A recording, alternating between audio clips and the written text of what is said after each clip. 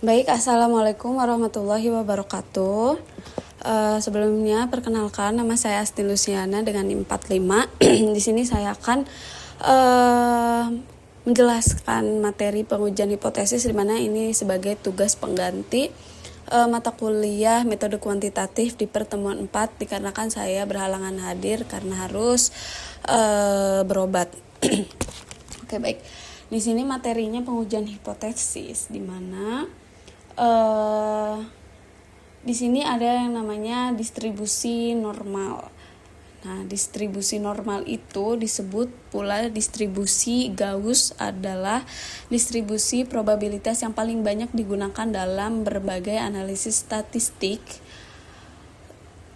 yang diterapkan di berbagai bidang ilmu, baik sosial, ekonomi maupun politik. Nah, distribusi ada juga asumsinya, yaitu konsep distribusi normal sangat penting untuk dipahami karena konsep ini mendasari asumsi pada distribusi sampling, pendugaan statistik maupun pengujian hipotesis.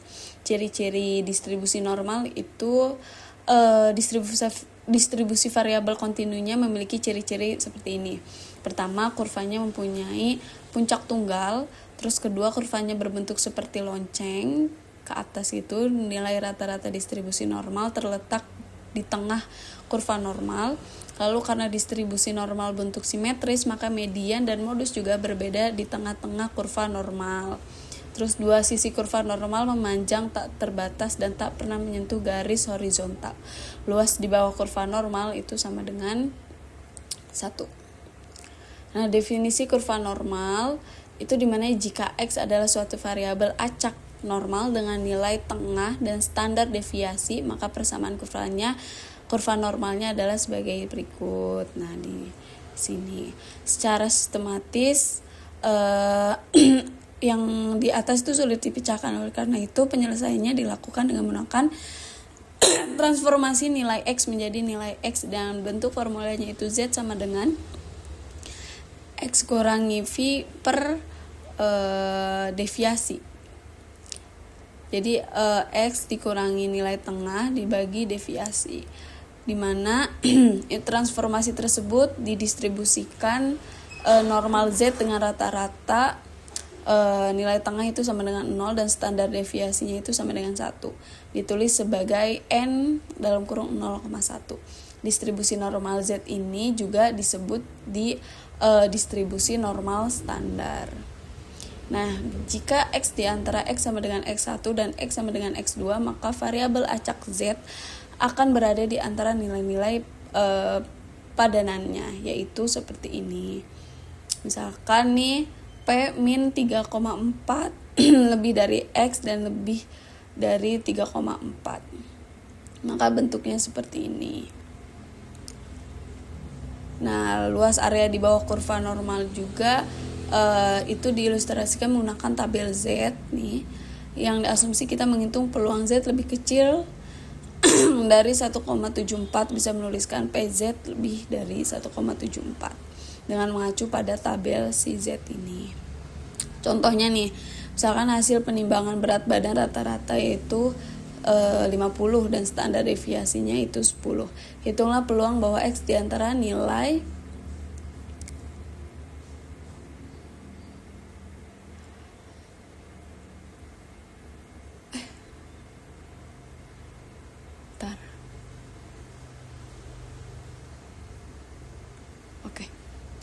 hitunglah peluang bahwa X di antara 45 dan 62. Nah, udah dihitung Z1, Z2 nya menghasilkan segini, lalu tinggal dimasukin nih ke sebaran nilai Z-nya, maka dihasilkan segini. Lalu dibikin kurvanya, pasti sebelah kiri itu nilainya negatif dan sebelah kanan itu nilainya positif.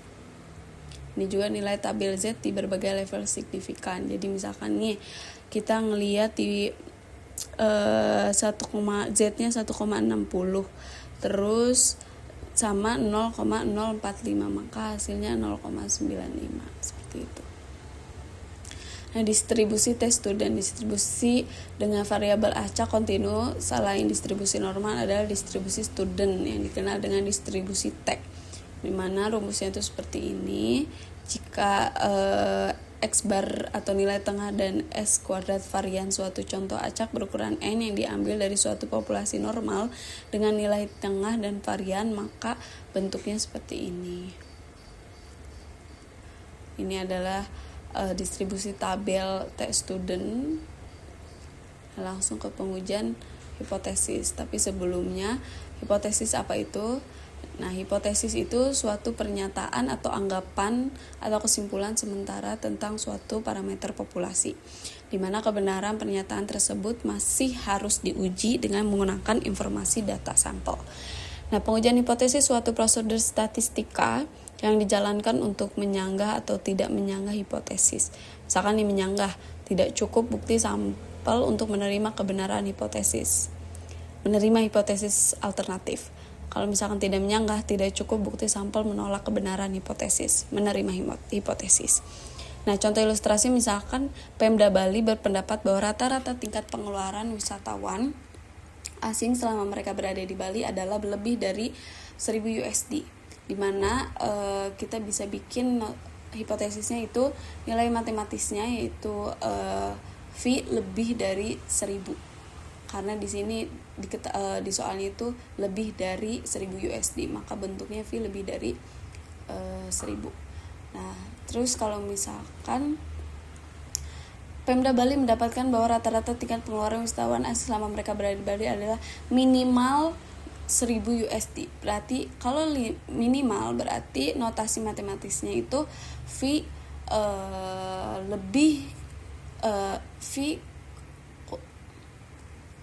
fee lebih dari sama dengan 1.000, ya kan, karena kan ada minimal gitu, bukan lebih gitu. Kalau misalkan di sininya adalah selama mereka berada di Bali adalah 1.000 USD, maka udah pasti 1.000 USD, maka fee sama dengan 1.000 USD gitu. Nah, dua jenis kesalahannya biasanya itu pengujian hipotesis dimulai dengan menerima suatu anggapan tertentu sebagai hal yang benar. Anggapan inilah yang dijadikan sebagai landasan kerja berikutnya dan dinamakan hipotesis H0. Nah, jika anggapan ini berdasarkan data yang diperoleh dapat diterima kebenarannya, maka dianggaplah anggapan tersebut sebagai suatu fakta. Nah, jika data yang diperoleh tidak menyokong anggapan tersebut, maka diterimalah suatu anggapan lain yang merupakan tandingan H1 dan dari H0 sebagai fakta. Nah, anggapan tandingan disebut juga hipotesis alternatif atau HA. Nah, dua jenis atau tipe kekeliruan dalam pengambilan kesimpulan tentang hipotesis, misalkan terima H0, maka H0 itu benar, ya. H1 benar, kesalahan jenis kedua. Kalau misalkan terima H1, maka H0 itu kesalahan jenis pertama, H1 itu benar, gitu ya. Nah, di sini desain hipotesis dan wilayah kritis, di mana dilihat dari kurva ini. Kalau misalkan H0 V sama dengan 0, H1 V tidak sama dengan dari 0, maka wilayahnya itu ada wilayah H0 dan H1 kanan kiri, itulah ya, kanan plus kiri minus. Kalau misalkan H-1-nya itu lebih dari 0, pasti wilayah H1 yaitu nilainya plus si kurvanya.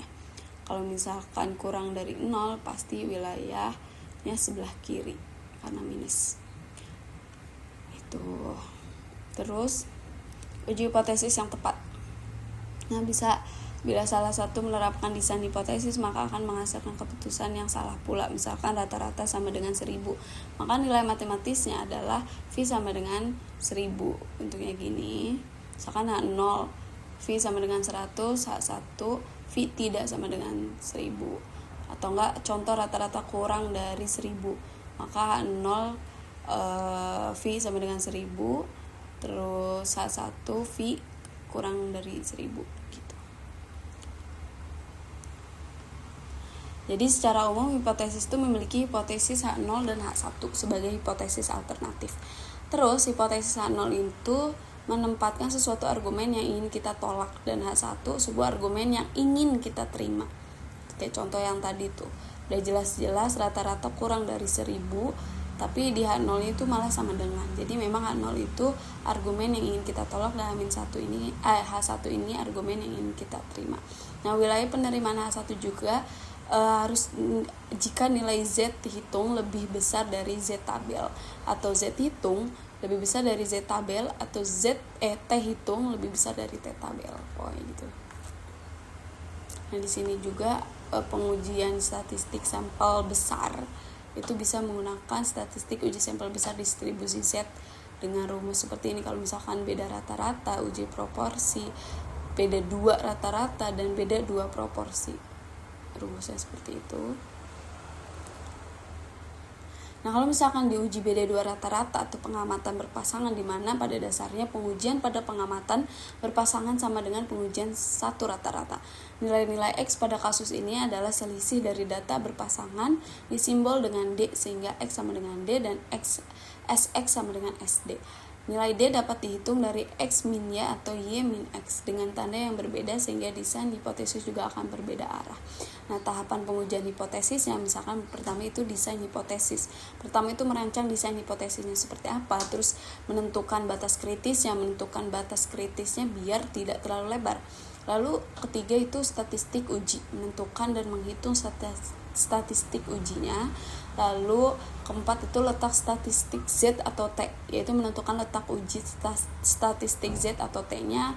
Lalu akhir itu keputusan atau modern PowerPoint presentation disajikannya.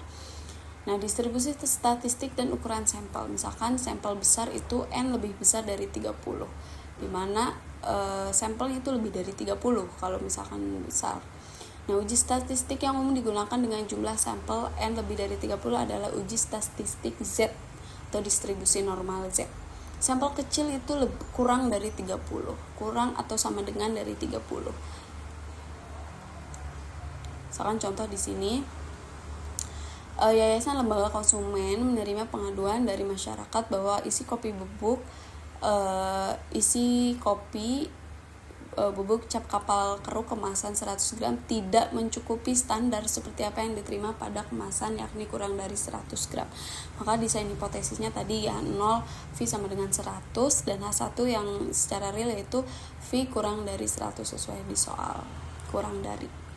Sebagai tanggapan YLK, kemudian mengambil sampel random dari pasar sebanyak 36 bungkus kopi kemasan 100 gram itu, lalu menimbang menunjukkan rata-rata berat yaitu 99,2 gram ternyata, dan standar deviasinya itu 2,5 gram pada taraf nyata yaitu alfa sama dengan 5%. Nah, kita ketahui N-nya itu 36, S-nya 2,5 dan alfanya 5%. Sehingga tinggal dimasukin ke hitung statistik Z-nya. Di sini X rata-ratanya itu 99,2 karena alfanya 5%. Terus dikurang 100 per ini itu hasil dari S dibagi akar N, hasilnya segini. Lalu dibuat grafiknya, ternyata kita pakai wilayah H1 yaitu di wilayah sekitar min 1,9198 atau min 1,645. Jadi keputusannya memang percaya bahwa isi kopi itu kurang dari 100 gram sesuai keluhan konsumen.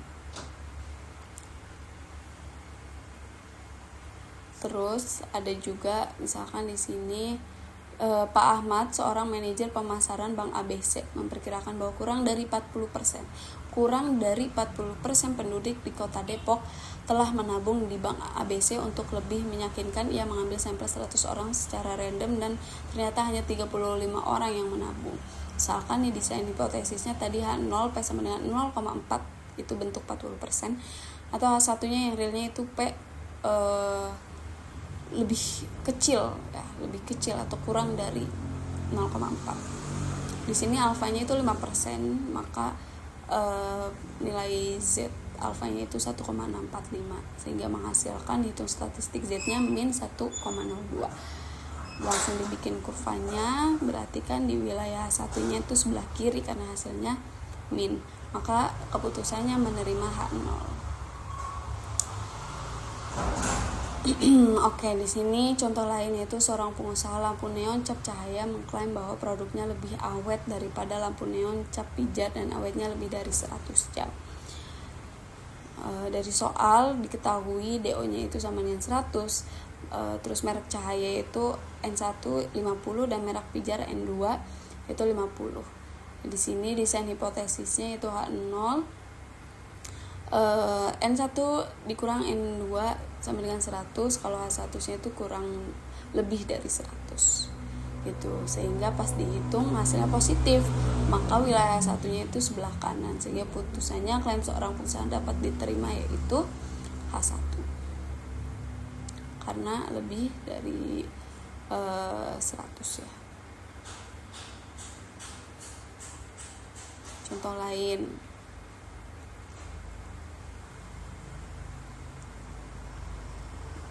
misalkan kita langsung ke yang banyak ini ya. Misalkan contoh suatu program diet dilakukan untuk menurunkan berat badan. Seorang dokter memilih 10 orang secara random untuk ditimbang berat badannya. Setelah 2 bulan mengikuti program, berat badannya ditimbang kembali, hasilnya sebagai berikut: sebelum diet dan sesudah dietnya, dan D yaitu X-min ya. Nah, pertama-tama kita buat desain hipotesisnya. Nah, H0 itu VD yaitu sama dengan 0, program diet tidak berpengaruh. Sedangkan H1 VD itu lebih dari 0, program diet berhasil menurunkan BB. Nah, nilai kritisnya yaitu dilihat tabel, ini pakai tabel T, yaitu 1,833. Hasilnya seperti ini, 8,748. Hasilnya positif, H1 yang sebelah kanan, sehingga keputusannya program diet berhasil menurunkan berat badan. Di sini D rata-ratanya itu D nilai D ini yang kuning dijumlahkan lalu dibagi, sehingga menghasilkan 3,7, terus tinggal dimasukin sesuai rumus. Mungkin sekian, terima kasih, kurang lebihnya mohon dimaafkan. Wassalamualaikum warahmatullahi wabarakatuh.